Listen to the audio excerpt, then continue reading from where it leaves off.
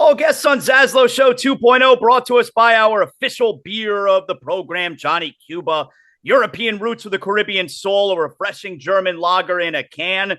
If you need to pick up a new six-pack, you go over to Sedano's, Presidente, Winn-Dixie, Fresco y Mas. Hey, we got Panther hockey tonight. I'll be sitting on the couch in the Zaslow Mansion family room. I'll have a fresh six-pack of JohnnyCuba. Remember to always drink responsibly, and don't forget JohnnyCuba's mantra, stay tranquilo.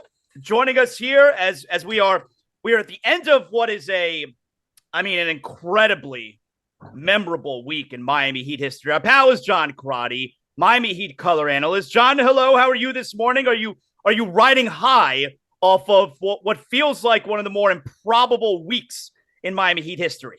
Oh, I'm riding high. It was phenomenal first round, and those last two games were something special. To be behind in the fourth quarter and be able to make the runs we did to get back in the game and then ultimately win it was spectacular. Like I made the point how, this season was really frustrating. And, once the regular season ends, it's like, all right, there have been plenty of years where your team wins 44 games, nothing special, but you could usually pinpoint a few moments during the season that were like, oh, that was so cool. And I feel like we didn't get those moments throughout this season. This was a rough season. And then for this team, who never took advantage of opportunities they had in the regular season, for this team to give us this first round result and these type of memories that, the Heat fan is going to have forever with, you're always going to remember this series win. For this year's Heat team to give us this, so improbable. I agree. Look, it was a tough year in terms of injuries, people in and out of the lineup, the inconsistency where you'd see the team take some steps forward and feel good about it, and then all of a sudden they'd take a step back and you'd be like, wait a minute, what just happened? And what we're seeing is the Heat trending so positively now on the offensive side. They're leading all the teams in the playoffs in regards to offensive categories and scoring and all the different metrics. It's just incredible. And you're right. When can you think of a first round series and matchup being historical from a franchise perspective, right? You're in the eighth seed, so you've done something that only this is the sixth time, so five other teams have done. And then you're seeing some of the most incredible individual performances, right, by Jimmy Butler, what he did in Game 4 and in Game 5, but Game 4 in particular was, will go down in Heat lore. How was that crowd in Game 4? It looked unbelievable. I was there for Game 3. Game 4 looked unbelievable. Yeah, Game 4 was spectacular. It was such a great vibe, and the fans just lifted everybody up, and Jimmy gave them obviously a lot to be excited about. But when we were trailing and that going into that fourth quarter and the team started getting it going and making some shots, that crowd came alive and really helped shift the momentum. When we're talking about superstar players, right? When you're a star player in the regular season, and then you can carry over those star numbers. If you can mirror your regular season production in the playoffs, that's a star player, because the playoffs are very hard, But Jimmy, his playoffs are almost leaps and bounds better than his regular season. There are so few players who do that. No, you're right. And the thing that you're talking about, which, as a former player and having played in some playoff games, the thing that's different is the opposing teams know they're playing you. They're not jumping from another game and thinking about maybe the next game. You're locked into a potentially a 7-game series. They're scouting each player. They're scouting all the plays. So that really you're trying to take away the other team's strengths. That's what you're doing, trying to take away maybe their first, second options and forcing them to do things they're not comfortable with. So to be able to not only impose your will and get to your game, but to take it up another whole level, which he's doing, is remarkable. They're putting the best defenders on. They're trying to scheme in certain ways to take things away. And to be able to do what he's doing is just crazy. And the other thing, Zaz, is he's actually expanding his game personally with the ability to shoot the three, which is, not something he was comfortable doing throughout the course of the regular season, but he seems more willing and able to try to do that in the playoffs, and he's had a great result. Let's talk about game 4. Normally when you're the road team, end of regulation, you're down by 2, especially in a game where you were down 15 at the start of the quarter. It's almost like, all right, let's come out of this timeout. Let's go for the win. We may not have a hole left another 5 minutes in us. We just came back down by 15. Do we want to play another 5 minutes on the road? I feel like that's normally the way you go about it. Let's get one shot to win it rather than play another 5 minutes. But in this scenario, I feel like they knew they had him. And if they can get the 2 and tie the game and go to overtime, they had him. And once that game was tied at the end of regulation, I mean, John, the game was over. The Bucks were so shook out there in that overtime. Yeah, no, I agree. So you're talking about game 5 is what you mean? Yes. I'm sorry. Game 5, yes. Yeah, I mean, first of all, the play that was executed was amazing because of Jimmy made a really athletic play to go get it, but for Gabe to be able to deliver that pass, I mean, he's done it earlier in the year too. He's good at that. He is, and it's not easy because look, they did the right thing trying to put someone who's athletic and long-armed to make it difficult, and he had to lob that ball over the hands of Giannis and put it in the money where Jimmy was cutting and trying to time that up. And the thing that we heard about afterward, which was really cool, was in the huddle, Jimmy really called for the ball and really wanted it again. And Coach Spoelstra, to his credit, and that's not easy. As a coach, you're trying to take control, and you got a guy saying, "Hey, I want it. Okay, all right, I'm going to trust you." And how about that? How about what that does to the level of your trust, right? When your top guy says, "Hey, I want the ball," and then you're able to execute that play like that. That trust between player and coach, and then the rest of the team is like, wow, coach is open to doing this, and he's willing to trust in us. I mean, that's an outstanding development that happened from a bonding perspective. And I felt like the momentum shifted theirs as to the point where going into overtime, Miami just felt so good about things, and it looked like Milwaukee was just shell shocked. Yep. I mean, just couldn't they couldn't get over the fact that they gave up that final bucket with 2 seconds to go. John, I think Budenholzer's going to get fired. I thought it was a crazy finish to that game, fourth quarter and overtime for Milwaukee, where Budenholzer ate his timeouts at the end of the fourth when he could have called it there, inbounded in the front court, and they didn't get a shot off.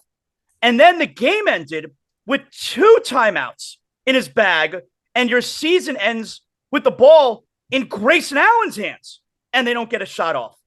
I'm not sitting here telling you to crush the Milwaukee Bucks coach, John, but I never seen anything like that. I think he's going to get fired. It was strange. I mean, look, I think the guy's an excellent coach, and there's a reason why they won a championship, and they're finishing the league as the top team pretty much year in, year out, as one of the top teams, or if not the top team in wins and losses. But it is strange in that you didn't see him make some adjustments that you would have thought were normal. And you can say, well, hey, look, he's going with his strengths, but like to not double team Jimmy at times, I thought was really an interesting move. John, how is Lopez not in on the final inbounds pass? Well, yeah, I mean, that's another piece to try to protect the rim. The thought process there could be, look, Miami went smaller, quicker with shooters. Maybe he can't chase guys off screens, right? But I think the timeouts were interesting. There were runs in the fourth quarter that, to your point, where he finished with timeouts. That would have been a great time to chop up some of those runs. The challenges in the first quarter, in the first half, terrible. Were really strange. I mean, like, you do that if Giannis or Lopez have potentially 3 or 4 fouls and you're trying to protect them. But there was in game 5, it was like within the first couple minutes of the game, there was a challenge. Crazy foul on Giannis. It was like, who cares? Why, even if you win, who cares? It was just strange. There were some really weird things. And then again, I when a guy's going berserk like Jimmy is, you've thrown everything at him from an individual matchup perspective. Get the ball out of his hands and just force somebody else to beat you, right? I mean, like, make someone else have to make shots and throw the momentum of the shot making and play making off, and he just refused to do that. So look, I don't know if he gets fired. I think the guy's an excellent coach because he will get picked up right away by someone else. But there were some moves that you certainly can question, throughout the course of that series. How about that second half of Bam? The first half, you can see he's struggling, not just physically, but also, I mean, the whole series, really, he hasn't been able to get that shot to drop that really became very reliable throughout this season. And then in the second half, I mean, he was phenomenal. And it really seemed like Spo put the ball in his hands more in the second half.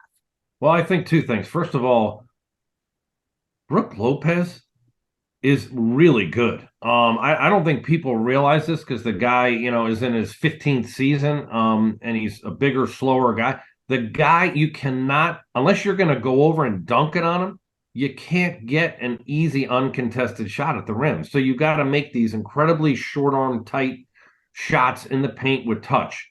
And you got to have to consistently make those. You're not going to get an easy one like a lob dunk. You're just not going to get them. It very rarely happens. So, it was not easy matchup for Bam. That's Bam's maybe his toughest matchup. So for him, he's got to be, first of all, he's got to be relieved and be like, I can't wait to get on to the next series. But second of all, sports to me is about adversity. I mean, it's about overcoming adversity. And he struggled in that first half, had a tough time, couldn't get in a rhythm. And to your point, seemed to really get it going in the second half, being able to make shots. He needed someone other than Jimmy to step up too, right? You can't have a one-shot guy the whole time. You got to have some balance. And Bam was able to make some shots and really get into a good flow. John, what'd you make of Giannis after the game when he was asked about if their season is a failure? Yeah, but that's I hate when reporters do that kind of stuff, especially right after a game like that. I mean, you're burning, right, as a player. I mean, the guy's a competitive guy. It's a weird series, as I mean, when you think about it, the first three games, Giannis plays 11 minutes. He doesn't even play, right? So, you gotta take that for what it is. But then on the Heat side, the Heat lose a 20-point score in Tyler Hero. I think this is more about Miami and everyone scoffs at it, but the culture Miami has of the next man up and the toughness, mental and physical toughness that comes out in these types of situations versus maybe other teams. I can't sit here and say Giannis to say, oh, it's a failure. Their expectation level was way higher than, losing in the first round. Obviously, they won the regular season. They had the best record, the first seed. They looked spectacular. They were coming together from a healthy perspective with Middleton rounding into form.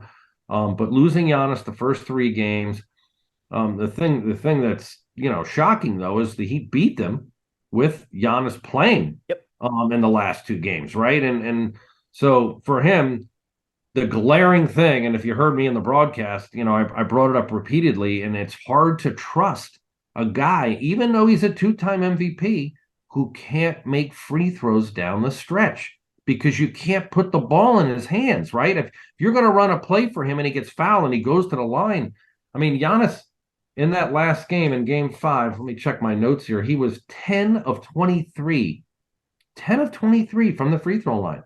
I mean, Zaz, they win the game if he makes 4 or 5 of those free throws, right? I mean, the game's over. Yep. And he shot under 50%. So that's the fine line right there. And if I'm him, I'm laying in bed. I can't sleep. I can't wait to get out and work on my free throw and figure out how the heck I can close that gap. I mean, just to get up to be a 70% shooter and when you're under pressure and in the clutch is a huge difference for him. And he's got to do that to be a guy that he consistently closes. John, what was the flight home from Milwaukee like? Give me some details. You know what? It was a great jovial feeling, but it was fairly sedate in terms of, this is a team that just doesn't get phased. I think they're excited about the next round. And, this wasn't like, hey, we won the championship or anything like that. I mean, this is a seasoned group. I mean, guys who've been to the finals and, in Jimmy and Bam and Udonis, who's obviously won championships, keeping everybody, somewhat in check. But I think you're seeing a renewed confidence and excitement from this team because it's coming together. They're peaking at the right time of the year on the offensive side. The 3-point shooting's coming together. The overall points per game, which the Heat were last in points per game. The ability to convert in the half court and have Jimmy do his thing and guys feed off him. I think is becoming more and more apparent. I like the 3-point shooting that we're seeing from Gabe Vincent and Kevin Love. I mean, I would not want to be playing this Miami Heat team right now. They may be the hottest team in the league in regards to the way the switch has been flipped. So, from a excitement standpoint, I think this team is going to be a really fired up to go against the New York Knicks. I'm so excited for Heat Knicks, man. For someone like myself who's been, a fan of the team since, day one, since I'm a little boy, all right, where I got to experience Heat Knicks as a teenager. And now I get to experience it again as a full-blown adult.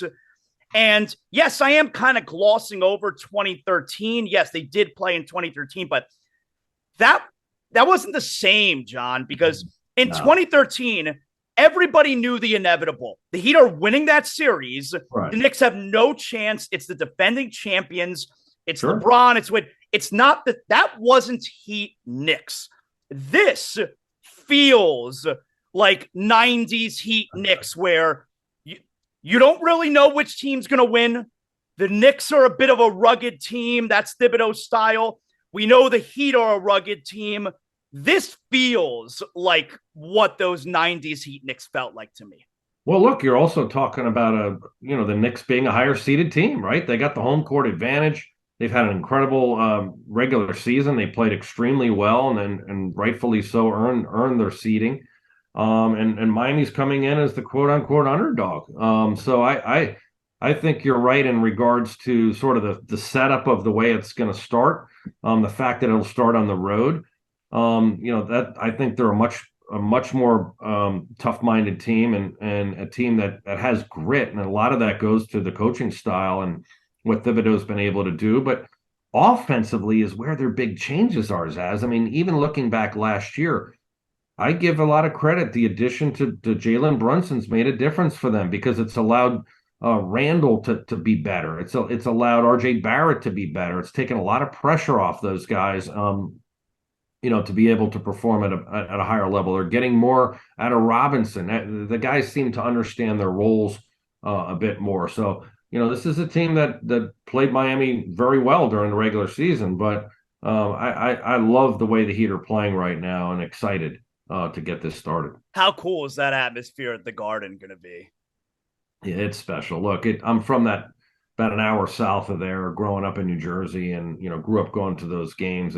It's a pretty knowledgeable fan up there. It's a passionate fan, and they have been starving for a team to be competitive like this, getting into the playoffs, and then to have Miami and the history and that come back. It's got the makings of something special. It's going to be great. Have fun there. These first couple of games. First time ever, Heat Knicks, that the Knicks have the home court advantage. First time ever. So have fun there, man. Games 1 and 2. It's going to be so great. I'm hoping to get to one of the either game 3 or game 4 here in Miami. Thanks for hanging out with us today, John. You got it, Zaz. Have a great one. Thanks, man.